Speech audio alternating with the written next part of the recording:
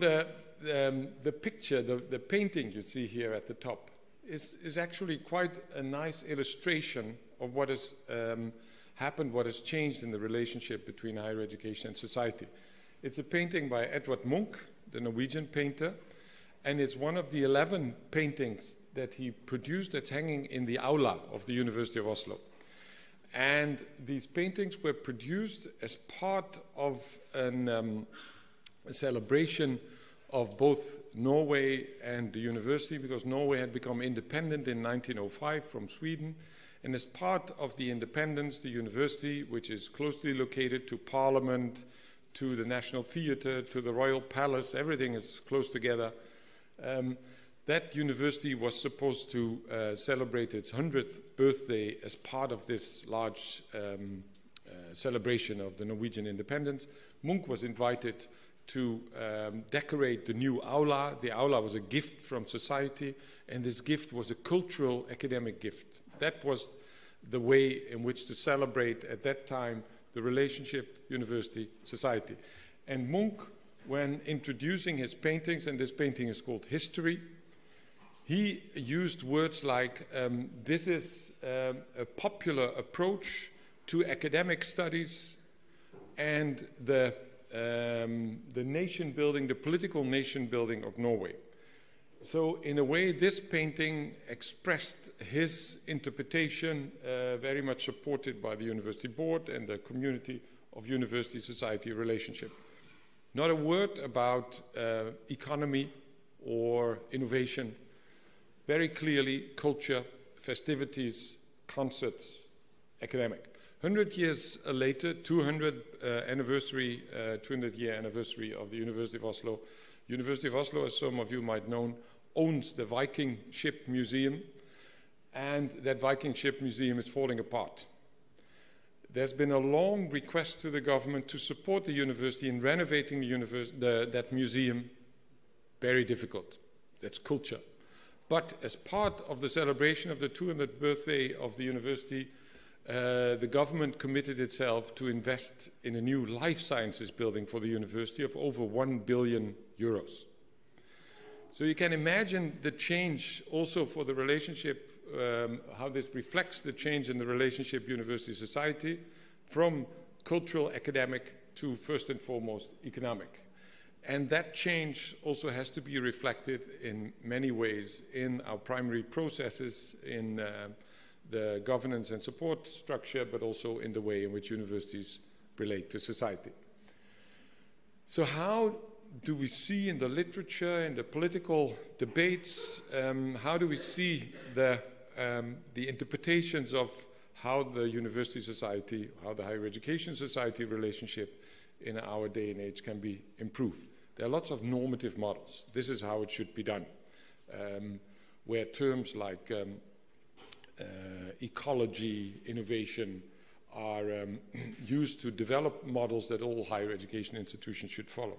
We've also lots of efforts to find best practices, and then the assumption that these best practices can work as a frame of reference for other institutions.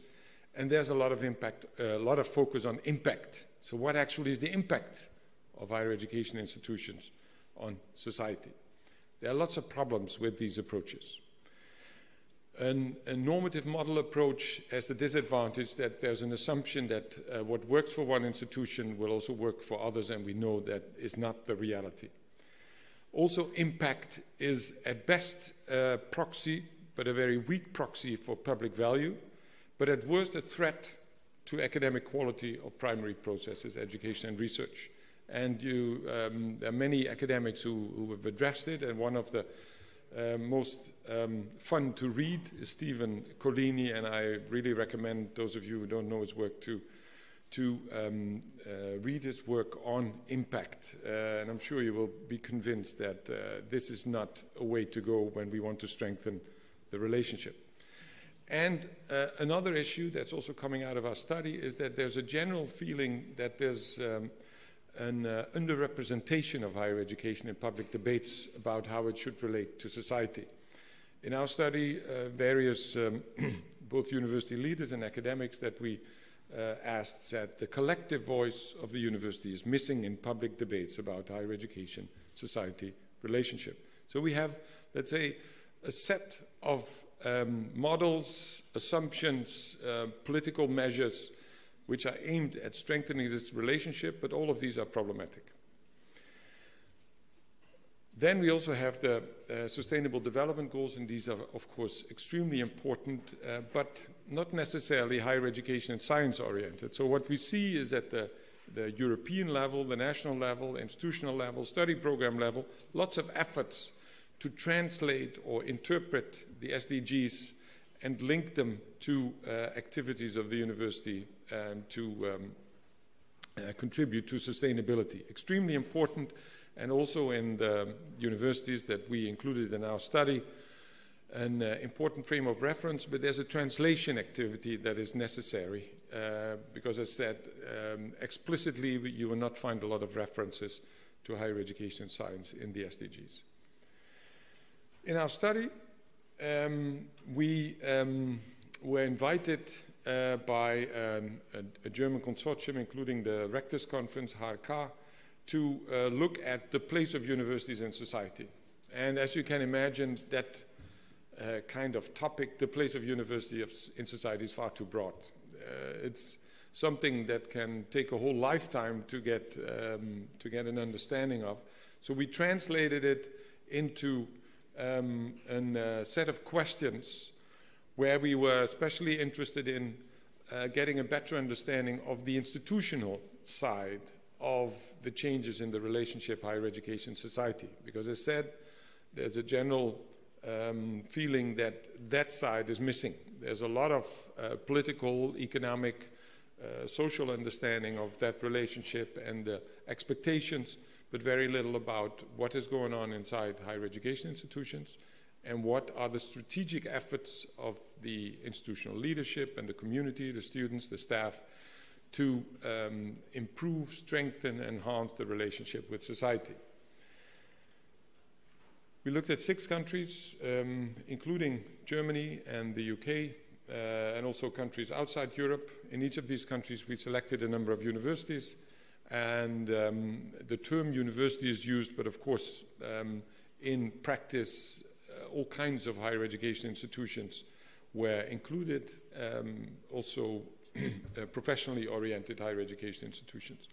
Lots of data sources, and we asked all higher education institutions, we invited them to produce a report. We had contacts with various people inside most of these universities. So the interpretation of the data was coordinated with institutional representatives. When it comes to our analytical approach, I won't go into detail, but one of the starting points was University of Cambridge, which is the first university in the world to have a science park, a very successful science park, and they have this explicit interpretation of knowledge transfer, which they claim in their presentation and the elaboration of these 6 types not only includes relationship with the private sector, but also the public sector. So these 6 forms, these 6 types of knowledge transfer, we used to identify to what extent the knowledge transfer activities of the higher education institutions in our study could be categorized and interpreted with the help of these 6 types. But we rapidly moved from a focus on knowledge transfer to a focus on third mission. Not because of the term, because we all know that the term can be interpreted and is interpreted in many different ways. And in some countries, including Germany, there's even by some university leaders statement that third mission doesn't exist because all our relationship activities with society take place in our first 2 missions. But we would like to take as a starting point that in addition to the first 2 missions, the primary missions, education, research, there is a set of activities that takes place in relationship with society which cannot be positioned or interpreted within the first 2 mission kind of perspective. So in that sense, we tried to contribute to a reconceptualization of third mission, where the traditional approach was services developed by and offered by higher education institutions, initiated by these institutions, and also on the basis of the way in which higher education institutions have changed their relationship with society, we want to focus on and emphasize partnerships.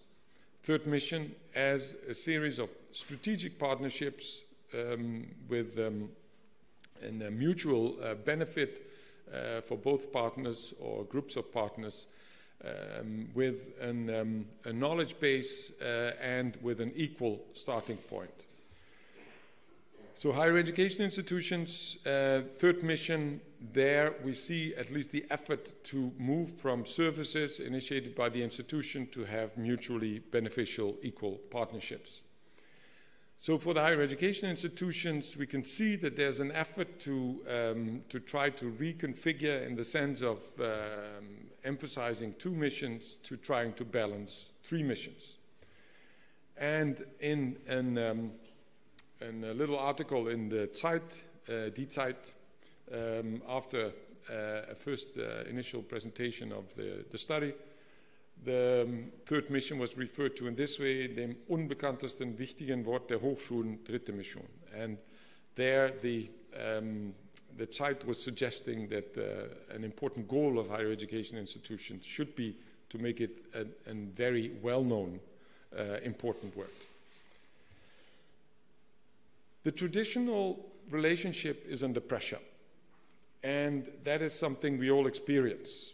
I've been working in higher education institutions for more than 35 years, and 35 years is a very short period in the long history of the university, but in these 35 years, an incredible amount of changes have been taking place. Amongst others, the rapid growth in both education and research in all kinds of ways. Numbers of students, so there's a quantitative growth, there are qualitative changes, and in research, traditional post-95 distinctions, knowledge aimed at, or knowledge that is produced through basic research and applied research, these distinctions are absolutely no longer functional. So in both primary missions, important quantitative and qualitative changes have taken place, which you can also see in the way in which the support structures have changed. And then there are key developments in society that universities and colleges have to adapt to. The knowledge society with accelerated technological, economic, social changes, grand societal challenges, including wicked problems where the traditional approaches no longer suffice. It's not necessarily so that higher education is expected to come up with all the solutions to deal with these challenges, but at least we are part of a large community and a large capacity to also better understand these challenges. Climate change, inequality, security are some of them, but of course there's a long list which includes education and healthcare also. There's an intensifying global science competition. There is a growing need for lifelong learning, innovation, digital technologies in education as well as in the relationship to society. There's been a suggestion about a fourth industrial revolution, but at the same time also a warning against it. And in essence, what all of these changes in society in the end refer to is that universities, colleges no longer have a monopoly on science and knowledge production, but the credo is share knowledge. And sharing also includes the production of knowledge. So we are more and more in higher education expected to, if not pressured to, include society in our knowledge activities. I also already referred to the increasing productivity, and that this increasing productivity is indeed very, very impressive in student numbers, in graduates, staff numbers, research output. If you look around the world, the last continent with low participation rates in higher education was Africa, but there we see now more and more countries like Ethiopia, Ghana, Kenya, where participation rates also move in the direction of over 20%, and meaning that there's a global massification of higher education, which then also is visible in budgets.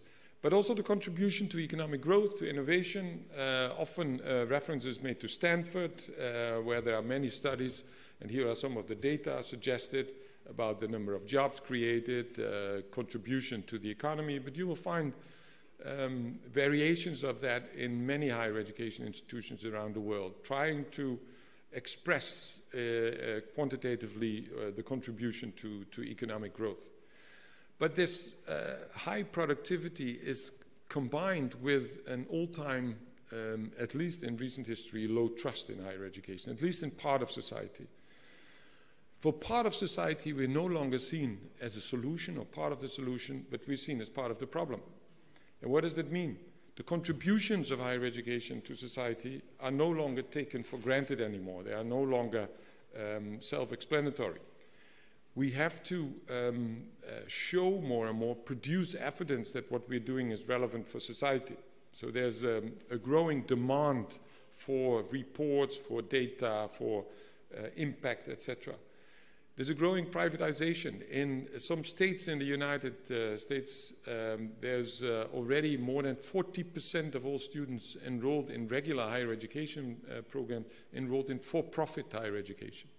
And in a state like Arizona, the politicians now are debating whether public higher education is still part of the future of the higher education system in that state, or whether higher education can be left completely to the for-profit sector.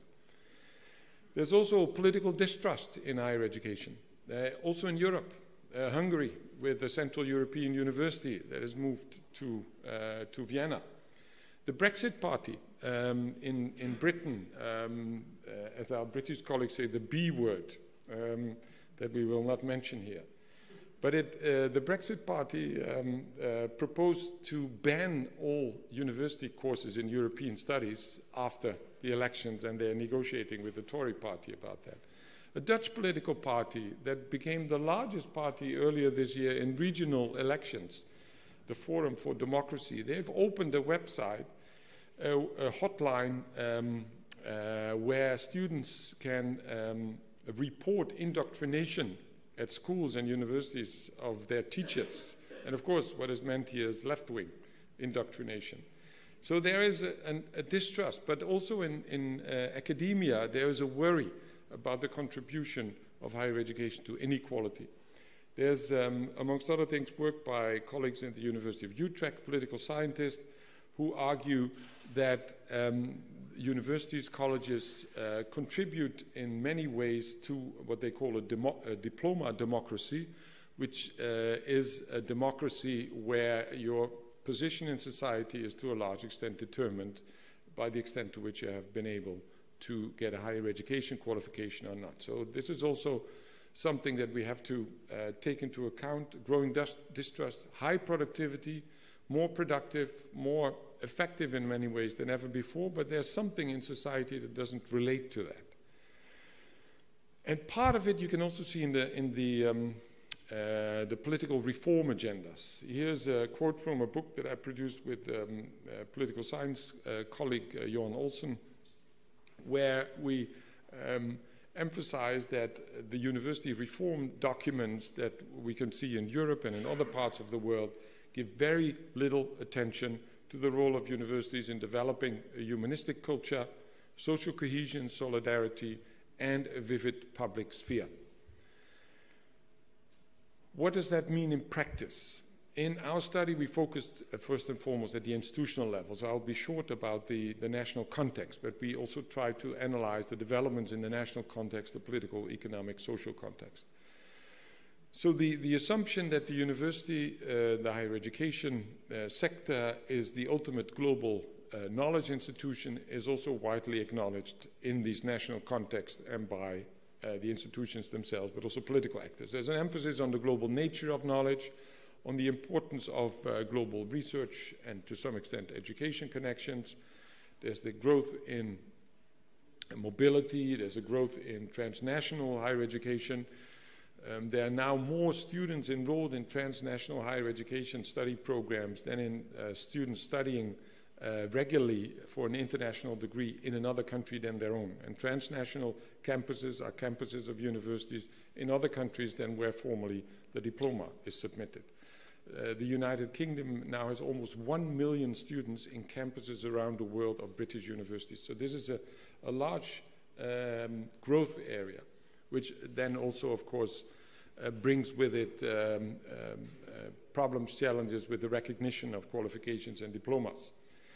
Digital technology, without doubt, one of the most important change dynamics in higher education, and the emergence of global alliances. We can also refer here to the growing integration of parts of, especially STEM, parts of science and technology in business networks. Manuel Castells and others have referred to it. But the emphasis on the global dimension is important. At the same time, when we look at the relationship between higher education and society, there is no dominant global third mission trend. The national context is extremely important. Just one example, I could give more, but one example is new public management and the extent to which new public management has affected the way in which higher education institutions relate to society. You have a group of countries where new public management means the government withdraws from providing public services in education, in healthcare, transportation, etc.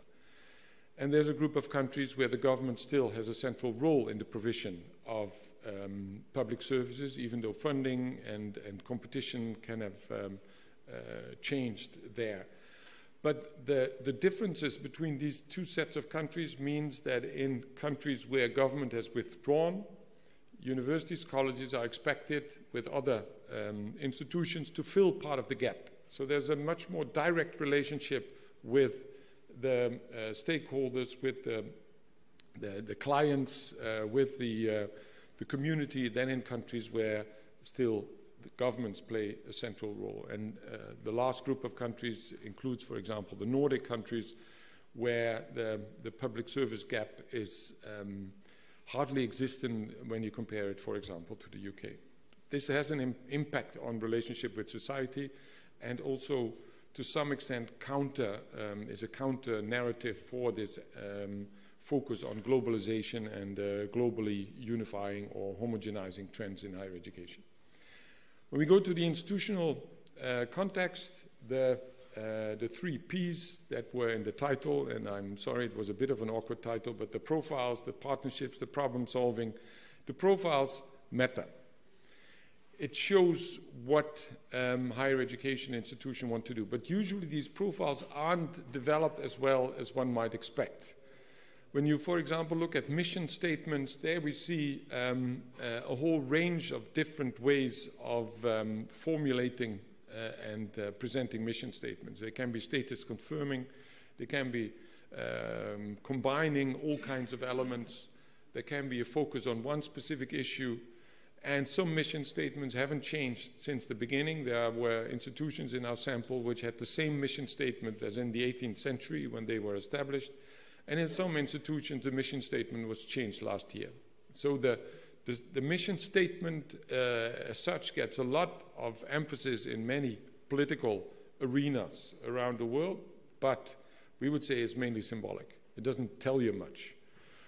What is of importance is to look behind the mission statement, because practically all higher education institutions have many documents, strategic documents, minutes of the board, charters, action plans, and there you find the profile, the effort of the university to identify key areas, but these documents are hardly known to the outside world. If you go outside the university, mission statements to some extent are known, and often criticized for not being clear enough, but these documents and the way in which the institutions try to not only develop but also implement their profile, that's an internal world, not a world related to the outside world. The partnerships with society, we can see the partnership dimension developing, moving from a rather arbitrary set of services, often bottom-up, to efforts to identify strategic partnership. where we can see that the third mission in practice is acknowledged and emphasized by many institutions, even though they don't always use the term. So it's not about the term third mission, but it's about the way in which higher education institutions want to identify, support, and further develop their relationship with society. There are challenges.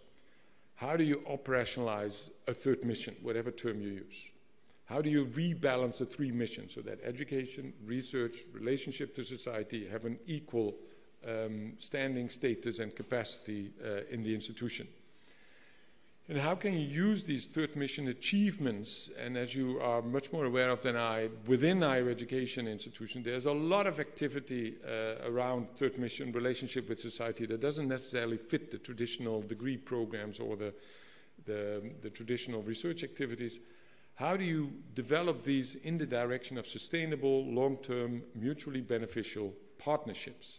How do you create a puzzle where the pieces fit? And we can see that many institutions try to distinguish knowledge transfer on the one side and engagement, community engagement, social engagement, there are many terms used for it, on the other side. And that led us to defining knowledge transfer as an activity which is focused on relationship with the private sector, with a commercial purpose, and social engagement relates then to private or partnerships with the civil society without any commercial purpose. We know that distinction doesn't always work in practice, but to a large extent it helps us to identify the way in which higher education institutions internally are trying to further develop relationship with society. So we look at the practice, what is going on, where are these struggles to further develop third mission take place. Then there's first and foremost this great imbalance between the enormous amount of activities that take place within higher education institutions, some more top-down, others more bottom-up, some student-carried and student-initiated, others more strategically related to institutional action plans. But there's hardly any knowledge, structured knowledge, outside higher education about the richness and the breadth of these activities. So higher education institutions have clearly a communication problem. It's not only about communication, but that's definitely a key issue. There's also a lack of integration. There are lots of activities that take place, but they're not always integrated into mission statements, the institutional infrastructure, the governance capacity, especially when you look at educational administration, personnel policies. And most of higher education institutions have a very long history in these third mission kind of activities, but there's very little systematic capacity building and learning.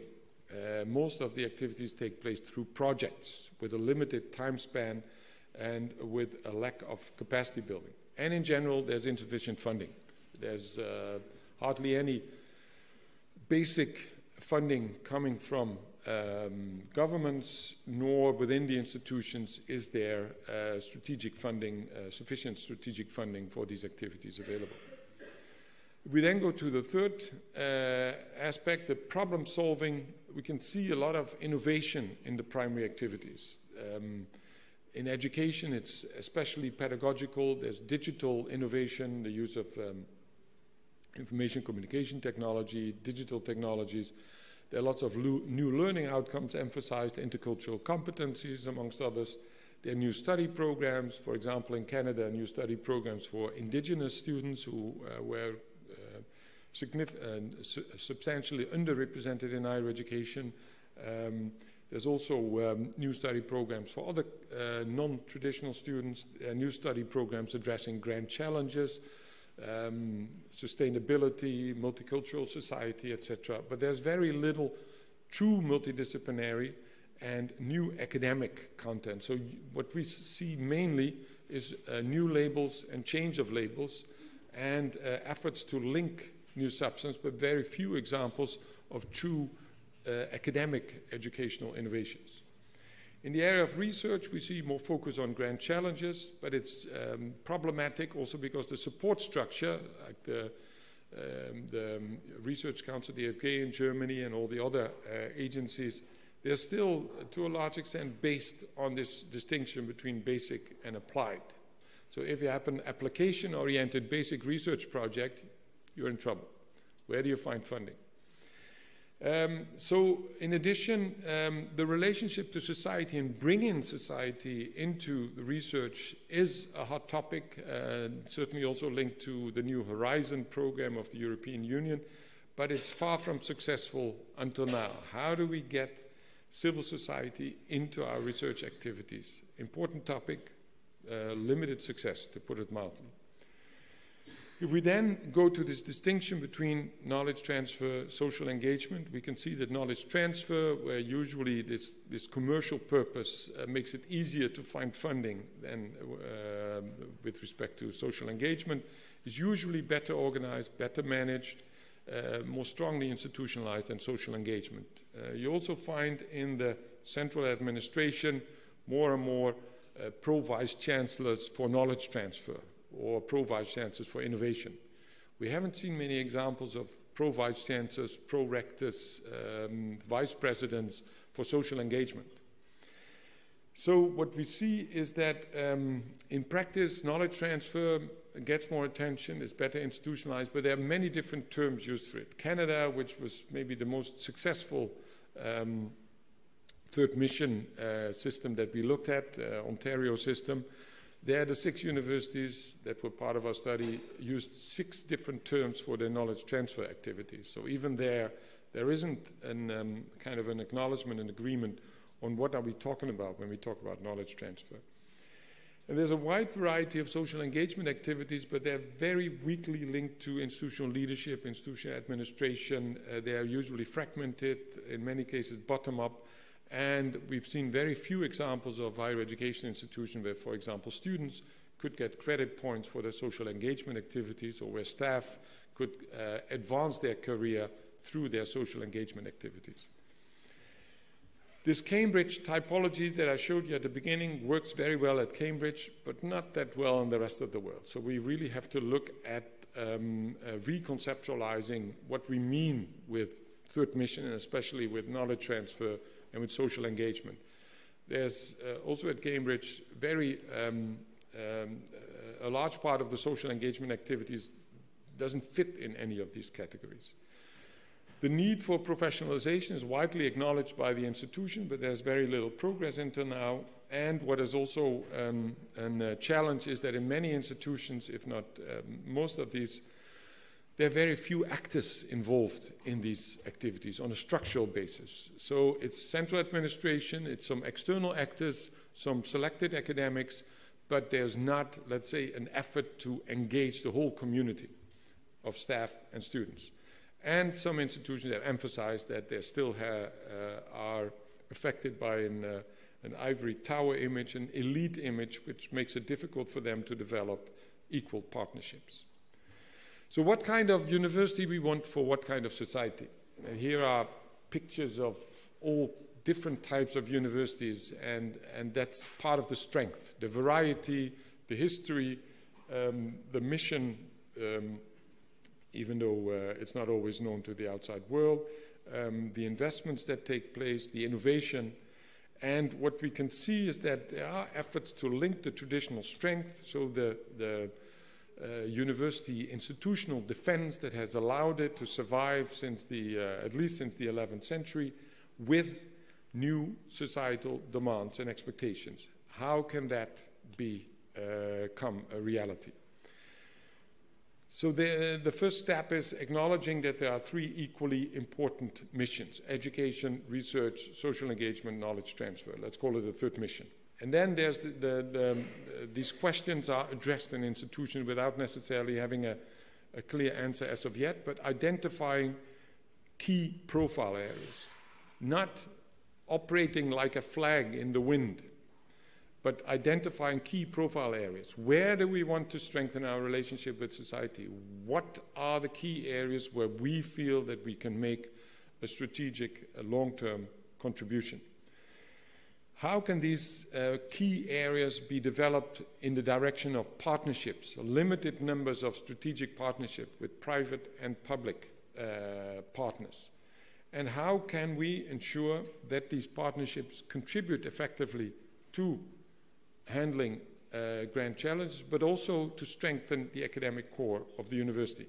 So here are some of the key change areas that higher education institutions are involved in. These are not recommendations, but that come out of the change dynamics of the institutions themselves.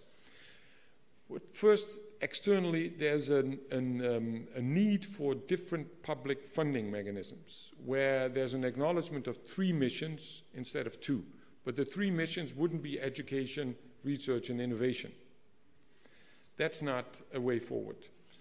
There's a need for renewal in the legal frameworks, which allow the institutions much more room to maneuver within their current framework conditions. And there's a need for new quality assessment approaches, which move away from impact and from a technical kind of quantitative, data-oriented approach to a more qualitative culture and partnership approach. Internally, we see that universities try to adapt their governance structures in many ways, including the support structure for the 3rd mission, but that process has hardly begun in most institutions. Personnel policies, very interesting new innovations. Amongst other things, this report, it's in Dutch. It's called Space for Everyone's Talent. It was launched last week, and it's an initiative of the Dutch HRK, 2 agencies in the area of healthcare, and the National Research Council, to develop a personnel policy practice within higher education institutions, which gives equal opportunity for career development in research, education, and engagement. So if a senior staff member of a higher education institution in the Netherlands is saying, I'm not that interested in research and education, I've been doing that for 20 years and I'm good at it, but my success, my heart is in the relationship with society. That should give that person the same career opportunities, according to this report, as someone who's saying, I'm approaching a Nobel Prize in my research. So the fact that the Research Council, 2 healthcare agencies, national healthcare agencies, and the higher education institution interest organization have committed themselves to this is an indication of the change that is taking place in the personnel area. Another element that we've seen in many institutions is move away from individual performance, judgment, and career support to teamwork. We all know that the assumption that research achievement is the result of the effort of one person is completely outdated, and the same in education.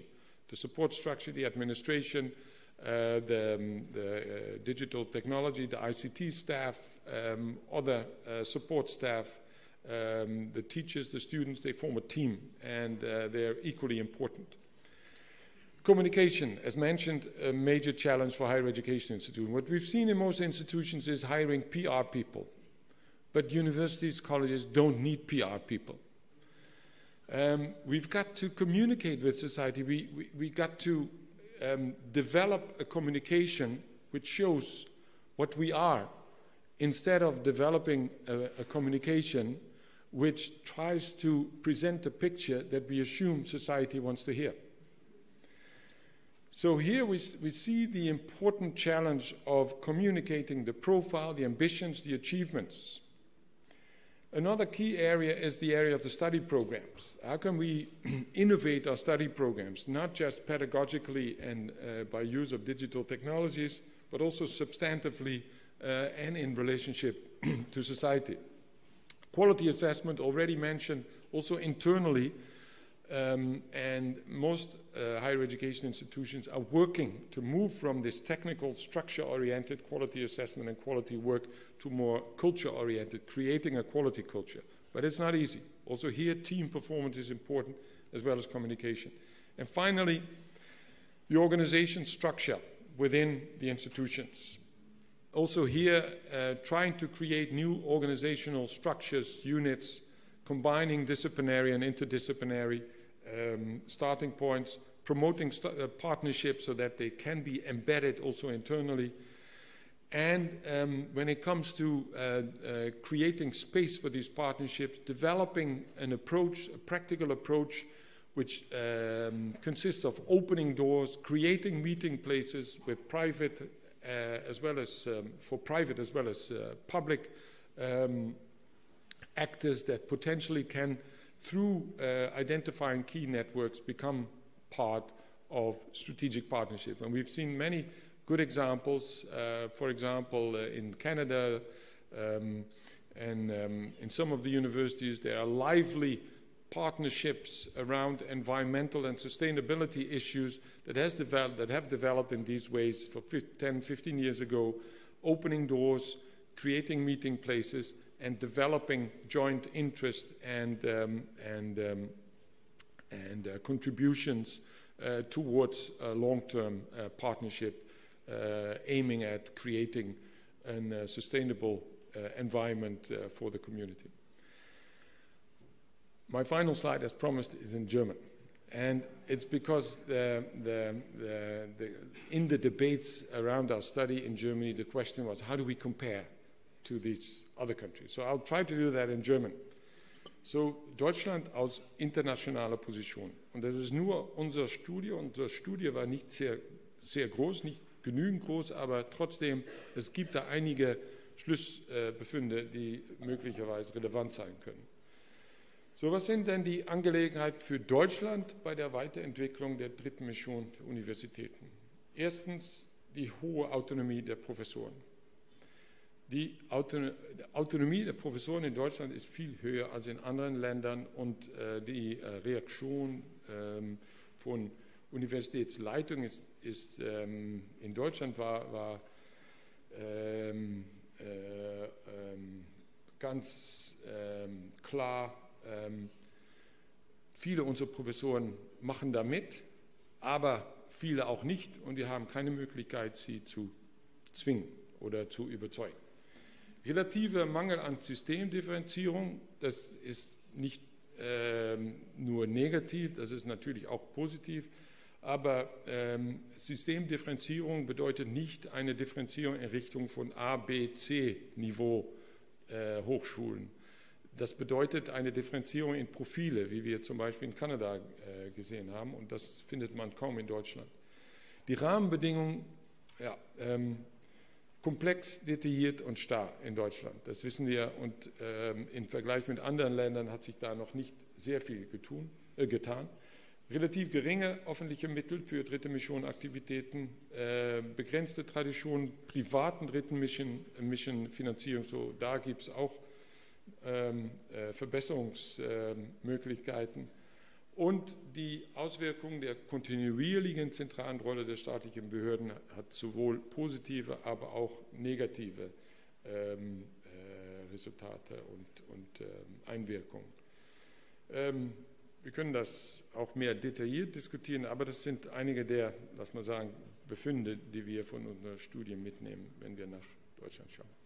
Vielen Dank für Ihr Aufmerksamkeit.